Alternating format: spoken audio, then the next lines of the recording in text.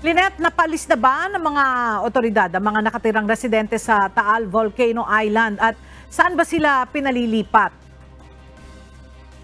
Magandang tanghali, Ella. Hindi pa rin ganap na napaalis ng mga otoridad ang lahat ng mga nakatirang residente sa isla ng Bulkang Taal sa kabila ng matagal ng pagbabawal na manirahan dito dahil sa banta ng panganib.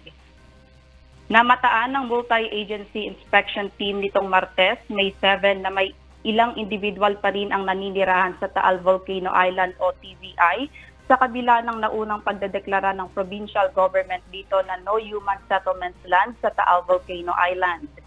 Ayon kay Randy De La Paz, spokesperson ng Office of Civil Defense Calabarzon, karamihan ng mga natitirang tao sa isla ay mga tagapangalaga ng mga fish cave sa pampang ng Bulkang Taal.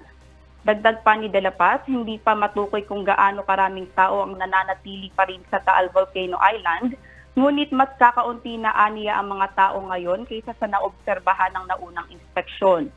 Nagbigay naman ng babalang inspection team na binubuo ng mga tauhan ng PHIVOLCS, DENR, BFP at ng Office of Civil Defense Calabarzon na agad na umalis sa isla ang mga ilang residente para sa kanilang kaligtasan dahil patuloy na mapanganib ang Taal Volcano.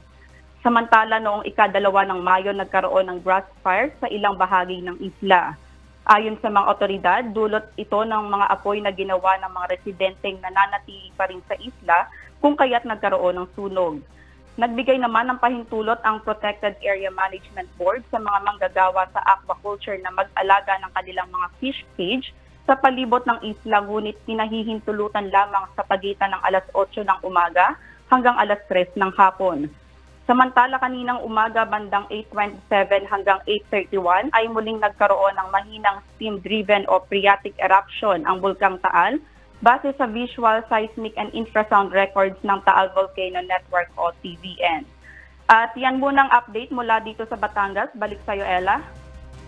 Maraming salamat, Lynette Bahe.